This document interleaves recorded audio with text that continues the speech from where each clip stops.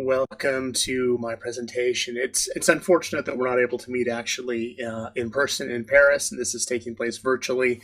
But I'm grateful anyway for the technology that allows us to have this kind of virtual dialogue together. My name is David Laraway. I'm a professor of Spanish literature, and I'll be sharing with you today a presentation about the origins of Basque-American narrative. And although my remarks are going to be very specific with regard to one particular writer that I'm sure that none of you have ever heard of, I do hope that the general questions that I'll be addressing will be of interest to a wider audience, particularly those of you who may take an interest in issues of exile and transculturation and the formation of new hybrid identities. So the literary work that I want to use to frame my presentation is a young adult novel published in 1942 by a woman who went by the name of Miriam Isasi.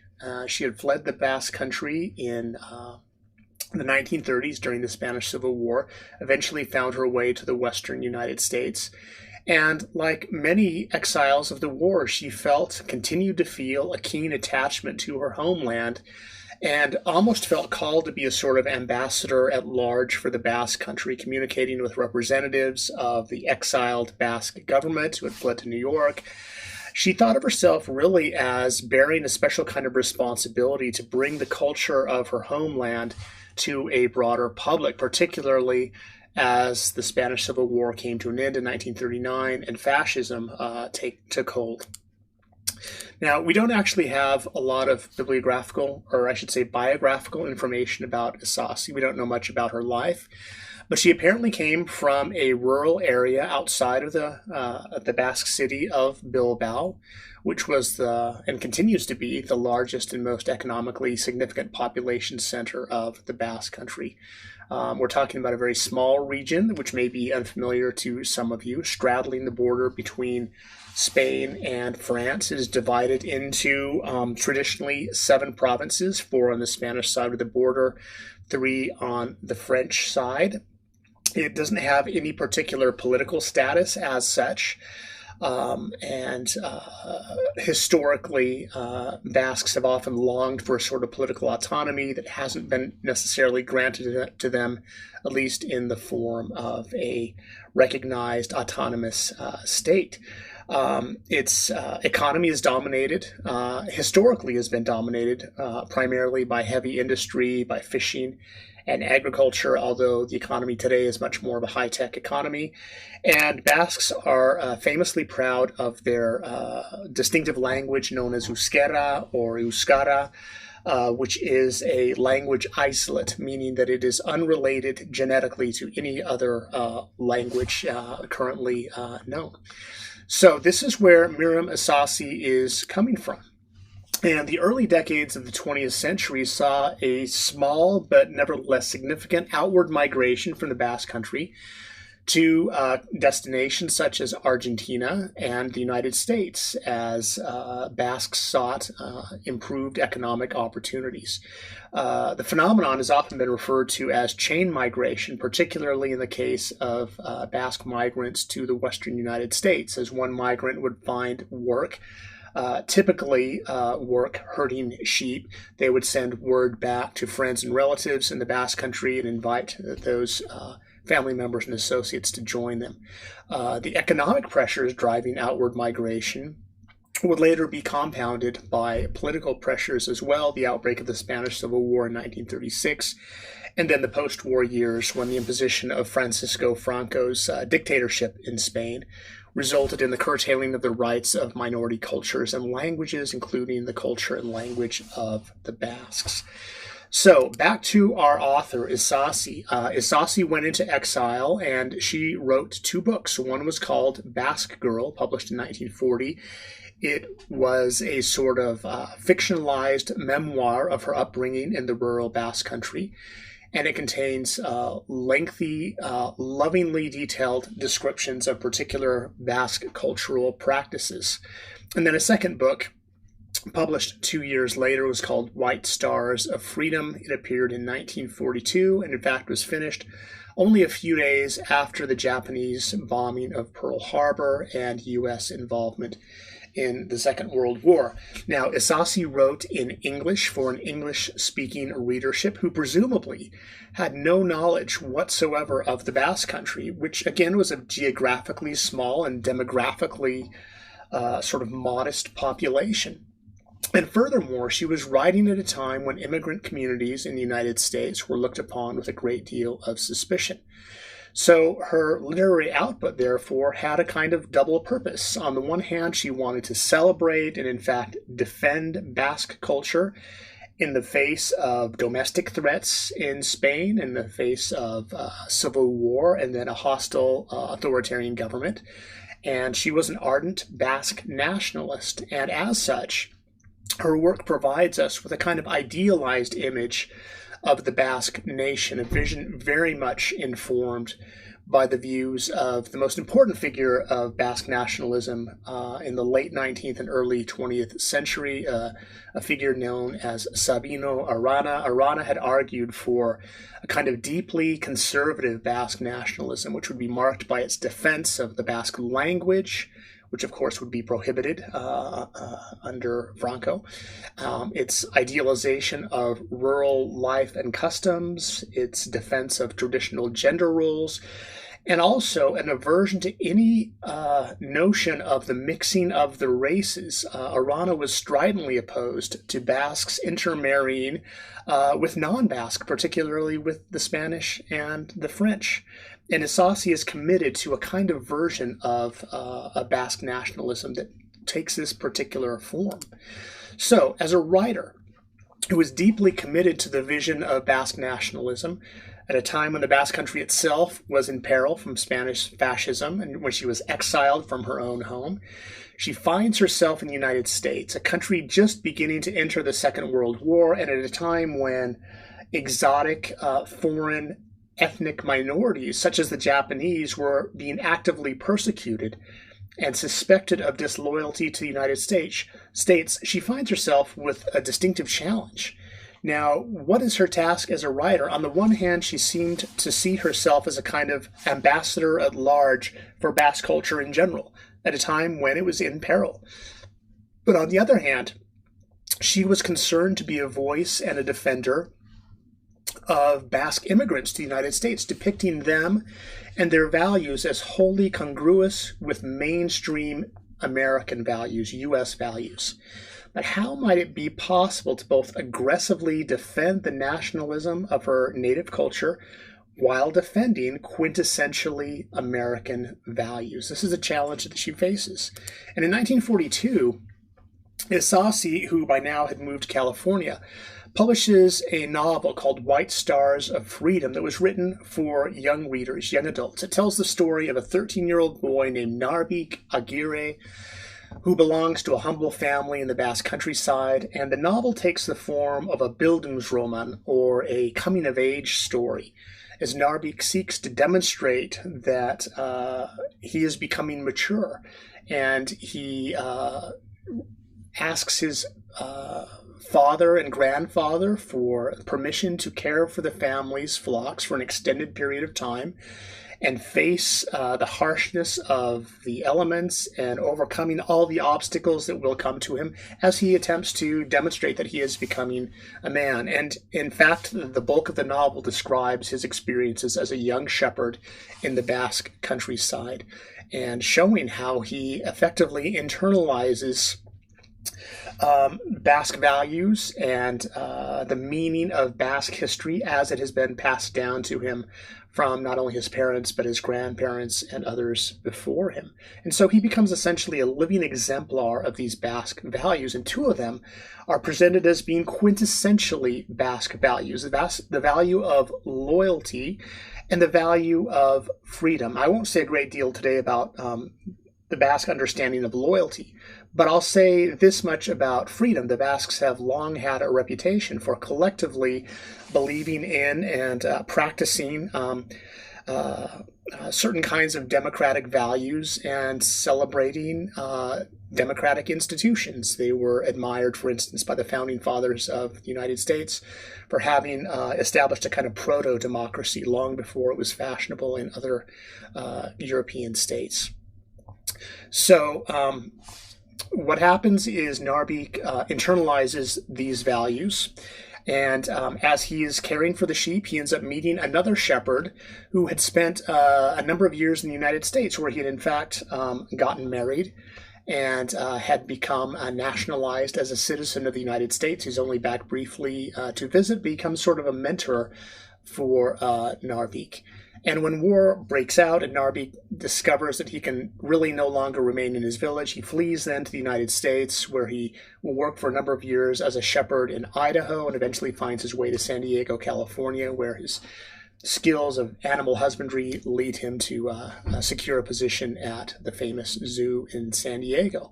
And as the novel concludes, Narbeek ends up celebrating and fully embracing American values as well. And in the final pages of the novel, he effectively takes the oath of citizenship, becoming a U.S. citizen. And he is now determined, again, immediately following the Japanese bombing of Pearl Harbor, to join the U.S. Marines, inspired by their motto, Semper Fidelis, always faithful, always loyal. And this is a motto that seems to perfectly encapsulate the value of loyalty that he learned to prize as a young man in the faraway mountains of the Basque Country. Now, Isasi's novel has been almost entirely overlooked by scholars, even though in its day it was praised by none other than the First Lady of the United States, Eleanor Roosevelt. And histories of Basque-American literature almost always begin by mentioning works published a decade and a half later. Now, why might this be? In part, it's because the book seems too narrowly propagandistic. It seems almost excessive in its praise of American values and distinctiveness and so on. It has very much a didactic sort of cast, which has not aged particularly well. And there has been a tendency on the part of scholars who have talked about the book to read it through the lens of the melting pot theory of cultural assimilation. And according to this account, which was very popular in the mid-20th century, one undergoes a certain transformational process in uniting with the dominant culture. One exchanges some of the peculiarities of one's native culture for the benefits, social and otherwise, of full citizenship. And I think that this is in part a reason why Isasi's novel is not often read. It's taken to be naive and superficial, a sort of casual endorsement, aggressive in some ways and naive in others, in simply endorsing the embrace of American ideals and values, and sort of an incarnation of the melting pot theory. But I'd like to suggest in the few remaining minutes that I have that there's another way of thinking of Isasi's attempt to, as I see it, remain faithful to her native Basque culture, even as she suggests that her immigrant protagonist may become fully and proudly American. So both things I'm going to suggest can be achieved simultaneously. One may be fully committed to and aggressively defend one's native values, even as one becomes fully American. Now, let me recall just briefly the two quintessentially Basque virtues that the novel celebrates, even as Isasi attempts to demonstrate that they are also quintessentially American values: loyalty and freedom. So, a crucial scene of the novel is actually set under the branches of the famed Oak of Guernica. This is the tree where traditionally Basques would gather to settle disputes by a kind of proto-democratic mechanism. They would gather, none of them were lords over anyone else, and they would sort of collectively reach particular determinations. The Oak of Guernica also was and remains a cherished spot where traditionally the Spanish monarchs would swear to respect and uphold the fueros, or the ancient laws guaranteeing the rights of the Basques. Even as in exchange, the Basques accepted the monarch of Spain as legitimate. And although the fueros were abandoned in the 19th century, the Oak of Guernica remains very much, up to this day, a sacred spot for the Basques. So the characters in the novel gather in 1936 to decide upon a response to the new political threats to their traditional freedoms. But as the discussion proceeds, a personal matter finds its way into the discussion.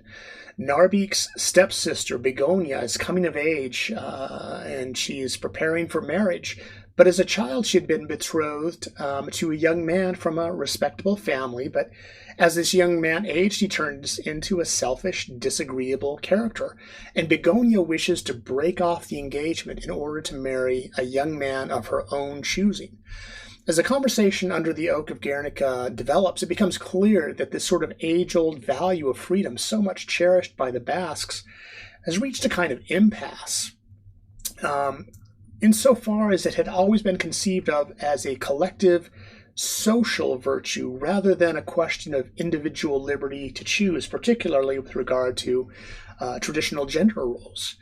So the failure of the traditional Basque value of freedom, or the apparent failure of the traditional Basque value of freedom in the case of Begonia and her betrothal, has seemed to some critics to have been underscored by the personal freedom to choose that Begonia experiences when she also comes to the United States with her stepbrother Narvik. In fact, it has seemed to some readers that Begonia's embrace of the kind of liberty to choose one's own romantic partner serves as a kind of vindication of the melting pot theory. In other words, old customs and values, such as allowing one's family to determine who one should marry, are to be discarded in favor of the prevailing values of the dominant culture, in this case, American personal autonomy to choose one's own romantic partner.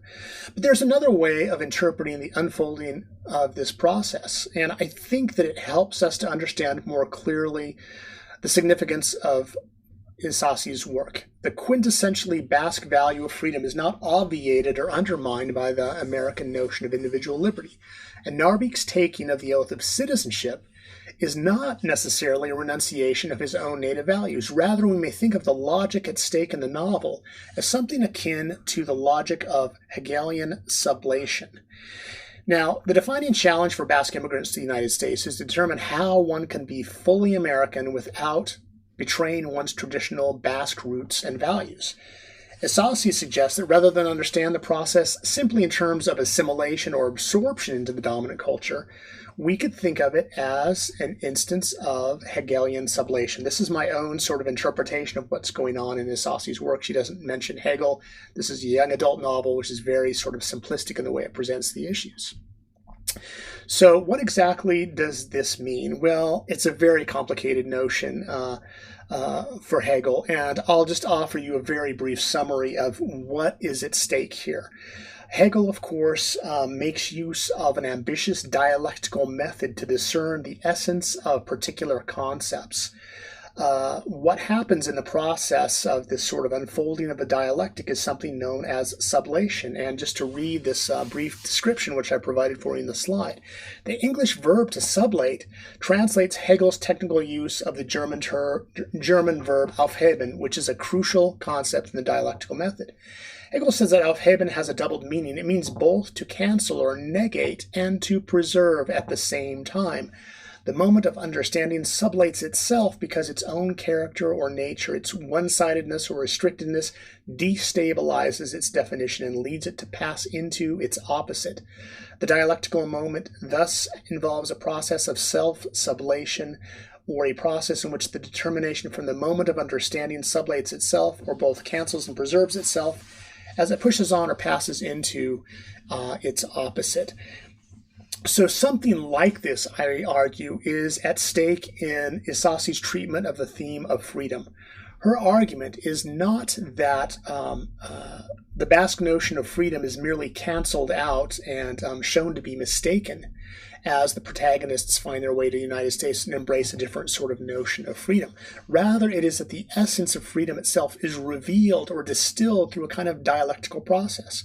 To become American, then, according to Isasi, is not to forego traditional Basque values. It's to see how their essence may be most fully revealed or expressed through this particular process, which works out the internal contradictions in the concept themselves.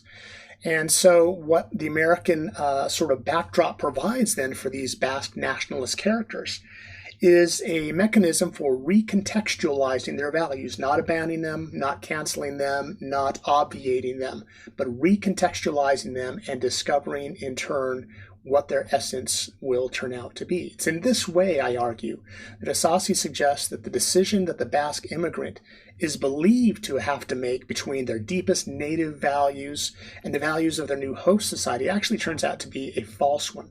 The essence of Basque nationalism can be most fully disclosed, she suggests, as it is sublated through a quintessentially American understanding of loyalty and individual freedom. Thank you very much for your attention. It's been a pleasure to visit with you.